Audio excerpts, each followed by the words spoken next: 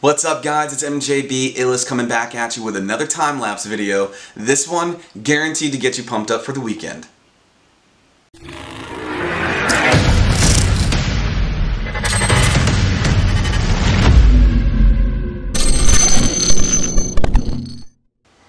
So what I thought I would do this time around is add a little bit of commentary to the time-lapse to give you guys an idea of where I like to start, the color combinations that I use to blend, and ultimately bring you through a little play-by-play of what I like to do during my most favorite part in the process, coloring.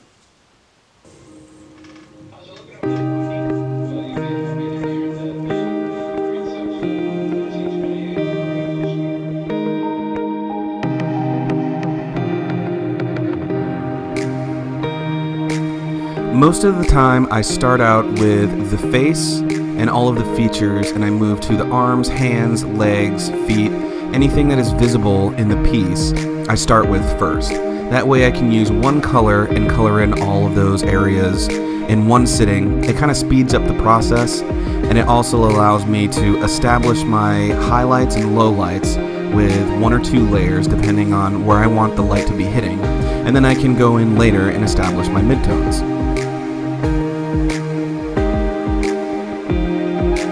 Once I've established my base tone, I'll go in with my midtones and then my shadows. And what I'll do is I'll establish the shadows and then blend them out with a midtone, and then I'll use my base tone to kind of blend everything back into the highlights. What this does is it makes it look nice and fluid, and you don't have any blotchy and hard lines that are taking up too much of the details.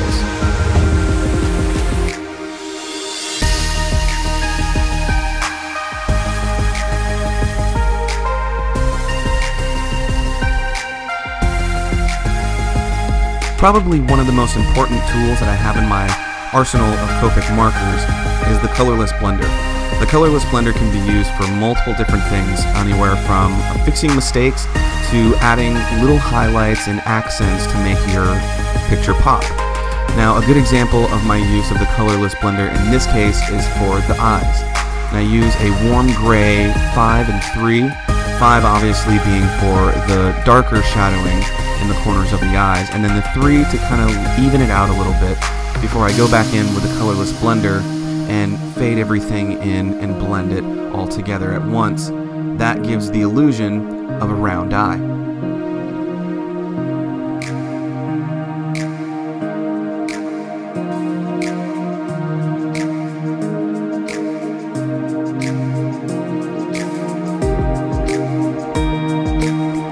Another helpful method when it comes to coloring is having a piece of scrap paper next to you. That way you can test your colors before you actually put them on paper. You can see which ones work, which ones don't, and also blending techniques. You can use your test paper to blend and see which colors you want to bring out from darks to lights, and really just play around. It saves you a lot of time, and it actually keeps you from making too many mistakes.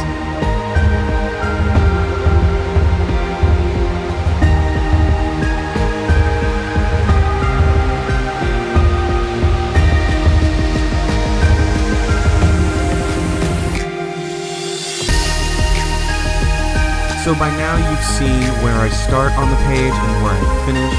I usually start with the subject matter itself, the face, the hand, the feet, etc. Then I move on to the clothes, the accessories, any hair, anything that the subject might be holding. And then after that I move on to the background. And the background is usually where I finish off. Just because I know that I'll be able to do it quickly, and by then I've kind of established what kind of colors I want there.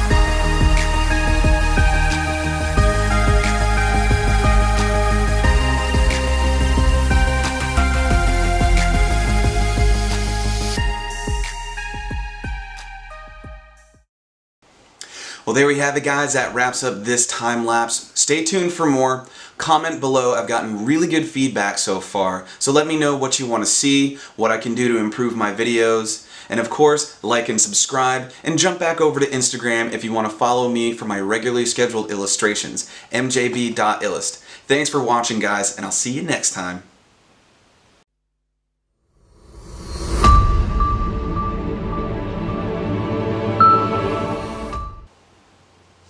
What's up guys, it's mjb.illust coming back at you. I'm gonna do take two.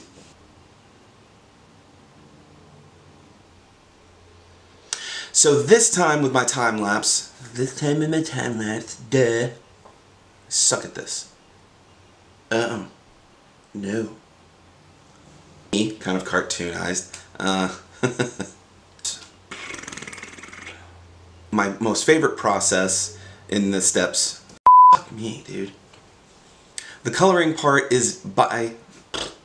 This time with the time lapse, I did it again. I have a few.